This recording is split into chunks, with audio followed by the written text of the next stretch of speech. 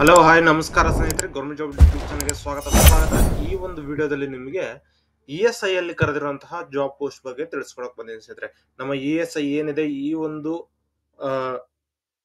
Department ಅಲ್ಲಿ ನಿಮಗೆ job ಬಂದಿದೆ ಸ್ನೇಹಿತರೆ. ಟೀಚಿಂಗ್ ಜಾಬ್ ಆಗಿರುತ್ತೆ. ಅಸಿಸ್ಟೆಂಟ್ ಪ್ರೊಫೆಸರ್ ಮತ್ತು ಪ್ರೊಫೆಸರ್ ಪೋಸ್ಟ್ ಗೆ ಕರೆದಿದ್ದಾರೆ ಸ್ನೇಹಿತರೆ. ಓಕೆನಾ? ಸೊ ಯಾರೆಲ್ಲ ಅಪ್ಲಿಕೇಶನ್ ಅಪ್ಲೈ ಮಾಡಬಹುದು, ಪ್ರತಿಯೊಂದು ಡೀಟೇಲ್ಸ್ ಈ ಒಂದು ವಿಡಿಯೋದಲ್ಲಿ ತಿಳಿಸ್ಕೊಡ್ತೀನಿ ಸ್ನೇಹಿತರೆ. ಯಾವುದೇ ರೀತಿಯ ಎಕ್ಸಾಮ್ ಇಲ್ಲ, ಡೈರೆಕ್ಟ್ ವಾಕ್ ಇನ್ ಇಂಟರ್ವ್ಯೂ ಇರುತ್ತೆ. ಸೊ 35 ಪ್ರೊಫೆಸರ್ ಮತ್ತೆ associate professor, assistant professor post ಗೆ ಕರೆದಿದ್ದಾರೆ ಸ್ನೇಹಿತರೆ. ESI ರಿಕ್ರೂಟ್ಮೆಂಟ್ 2025 ಆಗಿರುತ್ತೆ. ಓಕೆನಾ? ಸೊ ಫುಲ್ ಡೀಟೇಲ್ಸ್ ಈ ಒಂದು ವಿಡಿಯೋದಲ್ಲಿ ತಿಳಿಸ್ಕೊಡ್ತೀನಿ ಸ್ನೇಹಿತರೆ. ಅದಕ್ಕಿಂತ ಮುಂಚೆ ಯಾರೆಲ್ಲ ನಮ್ಮ ಯೂಟ್ಯೂಬ್ ಚಾನಲ್ ಸಬ್ಸ್ಕ್ರೈಬ್ ಮಾಡ್ಕೊಂಡಿಲ್ಲ ಅಂದ್ರೆ ಈಗಲೇ ಸಬ್ಸ್ಕ್ರೈಬ್ ಮಾಡ್ಕೊಳ್ಳಿ, ಹಾಗೆ ಬೆಲ್ ಬಟನ್ ಕೂಡ ಪ್ರೆಸ್ ಮಾಡ್ಕೊಳ್ಳಿ ಸ್ನೇಹಿತರೆ. ಇನ್ನು ಟೆಲಿಗ್ರಾಮ್ ಅಥವಾ ವಾಟ್ಸ್ಆಪ್ ಗ್ರೂಪ್ ಕೂಡ ಜಾಯ್ನ್ ಆಗ್ಬೋದು.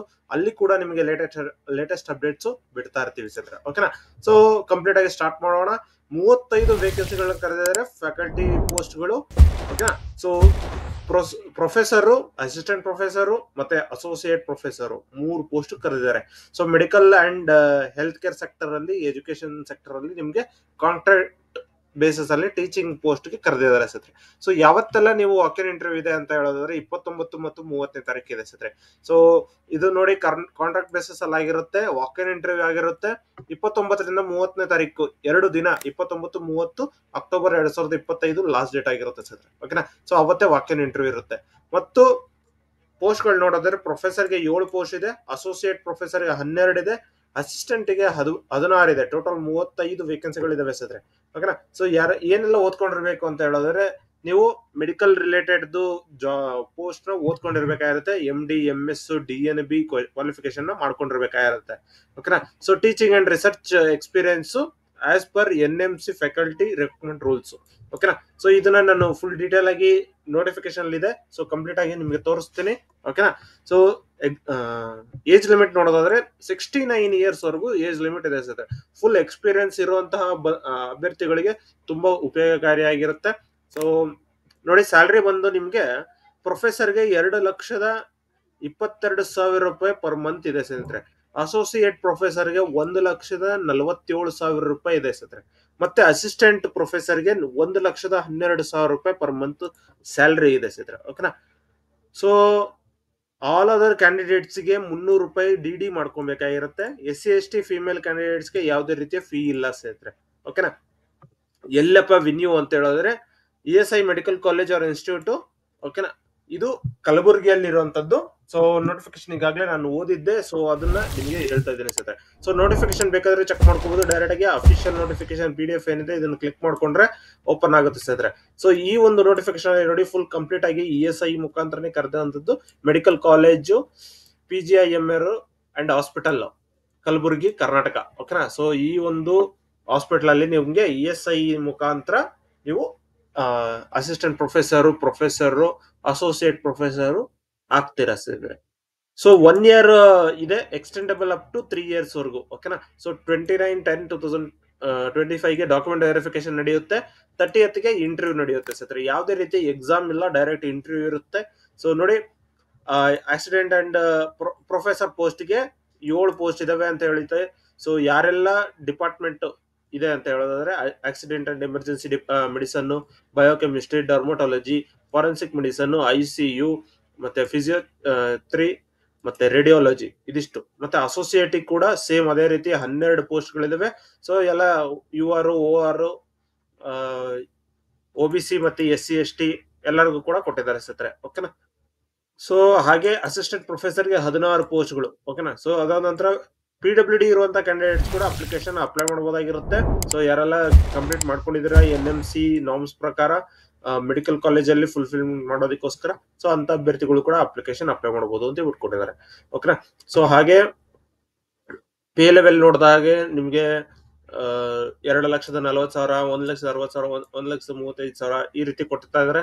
ಮತ್ತು the consolidated remuneration under Shreshtha scheme for retired army doctors teaching board speciality.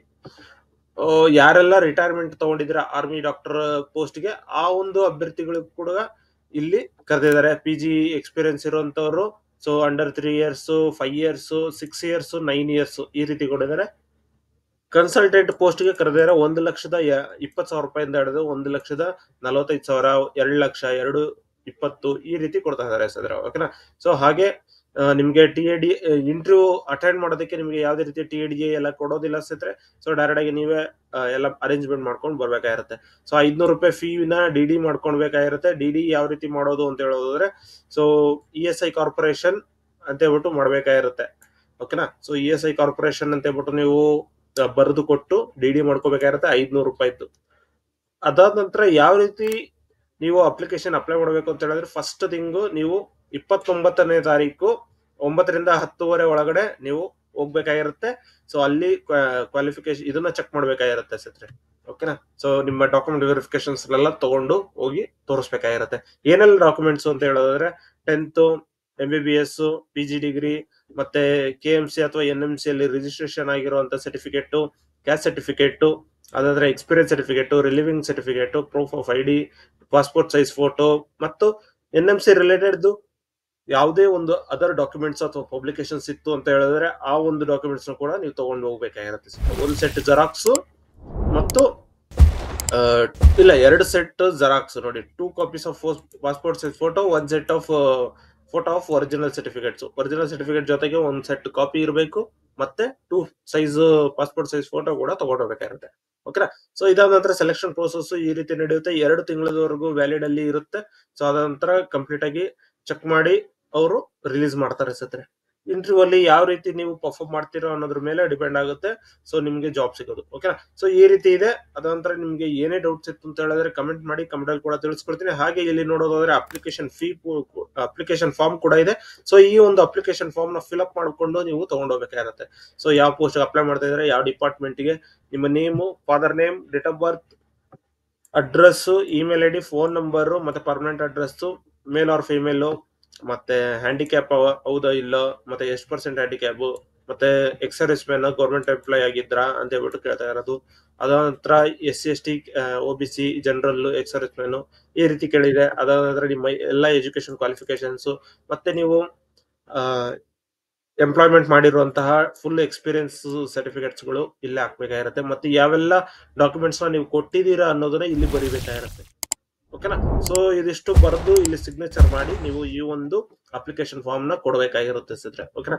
So interview time ನಲ್ಲಿ ಇನ್ನು ನಿಮ್ಗೆ ಏನಾದ್ರು ಡೌಟ್ಸ್ ಇತ್ತು ಅಂತ ಹೇಳಿದ್ರೆ ಕಮೆಂಟ್ ಮಾಡಿ, ಕಮೆಂಟ್ ಅಲ್ಲಿ ಕೂಡ ತಿಳಿಸ್ಕೊಡ್ತೀನಿ. ಹಾಗೆ ಈಗಾಗಲೇ ಹಲವಾರು ಪೋಸ್ಟ್ ಗಳು ಬಿಟ್ಟಿದ್ದಾರೆ ಸ್ನೇಹಿತರೆ. ಸೊ ಅದ್ರದ್ದು ಲಾಸ್ಟ್ ಡೇಟ್ ಹತ್ರದಲ್ಲಿ ಇರುವಂತಹ ಪೋಸ್ಟ್ ಗಳು ಇಲ್ಲಿ ತೋರಿಸ್ತಾ ಇರುತ್ತೆ.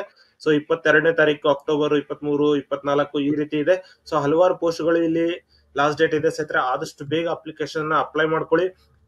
ಇನ್ನು ಹಲವಾರು LRD ಪೋಸ್ಟ್, ಮತ್ತೆ ನಮ್ಮ ಕರ್ನಾಟಕ ಸ್ಟೇಟ್ ಪೊಲೀಸ್ ಅಲ್ಲಿ ಕರೆದಿದ್ದಾರೆ, ಮತ್ತೆ BL ಅಲ್ಲಿ ಕರೆದಿದ್ದಾರೆ, ಸೌತ್ ಇಂಡಿಯನ್ ಬ್ಯಾಂಕ್ ಅಲ್ಲಿ ಕರೆದಿದ್ದಾರೆ, ಮತ್ತೆ ಗದಗ್ ಡಿಸ್ಟಿಕ್ ಅಲ್ಲಿ ಕೂಡ ಕರೆದಿದ್ದಾರೆ, NCBS ಅಲ್ಲಿ ಕರೆದಿದ್ದಾರೆ. ಈ ರೀತಿ ಹಲವಾರು ಪೋಸ್ಟ್ ಗಳು ಕರೆದಿದ್ದಾರೆ. ಸೊ ಅದನ್ನು ಕೂಡ ನೀವು ಚೆಕ್ ಮಾಡ್ಕೊಂಡು ಅಪ್ಲಿಕೇಶನ್ ಅಪ್ಲೈ ಮಾಡಬಹುದಾಗಿರುತ್ತೆ. ಇನ್ನು ನಿಮ್ಗೆ ಏನಾದ್ರು ಡೌಟ್ಸ್ ಇತ್ತು ಅಂತ ಹೇಳಿದ್ರೆ ಕಮೆಂಟ್ ಮಾಡಿ, ಕಮೆಂಟ್ ಅಲ್ಲಿ ಕೂಡ ತಿಳಿಸ್ಕೊಡ್ತೀನಿ ಸ್ನೇಹಿತರೆ. ಧನ್ಯವಾದಗಳು.